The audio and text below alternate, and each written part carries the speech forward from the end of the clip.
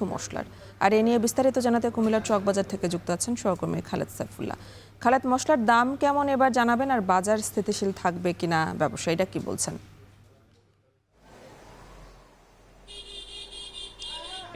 গেল বছরের তুলনায় এবছরের দাম কিন্তু স্থিতিশীল রয়েছে, কিছু কিছু পণ্যের দাম কমেছে। তবে গতকালকে থেকে আজকে পর্যন্ত আদার দাম বেড়ে গিয়েছে অনেক, সেটি 130 টাকা থেকে এখন কিন্তু একটি 190 থেকে 200 টাকা বিক্রি হচ্ছে।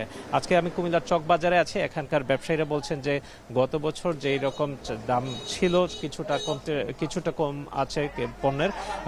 আমি আপনাদেরকে এই তথ্যগুলো জানাচ্ছি যে জিরার দাম এখন 660 টাকা কেজি, এলাচের দাম কেজি 4550 টাকা, দারুচিনি 480 টাকা এবং লং 1400 টাকা, গোলমরিচ সাদা 1400 টাকা এবং কালো যেটি 1250 টাকা বিক্রি হচ্ছে।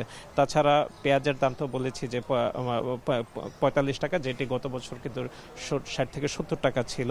রসুনের দাম এখন দেশি 80 টাকা এবং যেটি এলসি সেটা 130 টাকা।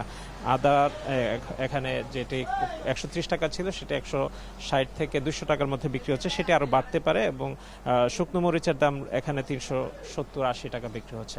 এখানকার যারা ব্যবসায়ী রয়েছেন তারা বলছেন যে যুদ্ধের প্রভাব তো রয়েছেই, তাছাড়া মশলা যে খুব বেশি চলছে এখনও কিন্তু সেরকম নয়, তো যার কারণে বাজার স্থিতিশীল আছে। তবে সেটি আসলে গ্রাহকের চাহিদা বাড়লে এখনও কোনো রকম সংকট নেই, সেটি হয়তো বা কিছু কিছু পণ্যের দাম বাড়তেও পারে তারা বলছেন।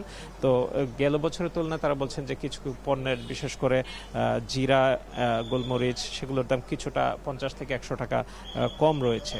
তো সেই হিসেবে বাজার কিছুটা স্থিতিশীল, যদিও এখনকার বাজার তুলনা মনে হচ্ছে যে দাম বাড়তি। এখানে ধনিয়া বিক্রি হচ্ছে 190 টাকা, কিসমিস যেটি 840 টাকা, বাদাম 200 টাকা, যেটি কিন্তু গত বছরও কিন্তু একই রকম দামে ছিল। এবং কাজু বাদাম 1450 টাকা, কাঠবাদাম বিক্রি হচ্ছে 1380 টাকা থেকে 1400 টাকায়। তো এই বাজারে যে বাড়তি দাম কিছু রয়েছে, যেমন চিনি গুঁড়ার চাল যেটি 130 টাকা বিক্রি হতো 135 টাকা, সেটি এখন 150 টাকায় বিক্রি হচ্ছে। এবং এগুলো কিছুটা সরবরাহ কম থাকায় দামটা বেশি বলে তারা বলছেন। এবং এটি ঈদে আরও হয়তো বা 4 টাকা 5 টাকা বাড়তেও পারে এরকম আশঙ্কা রয়েছে।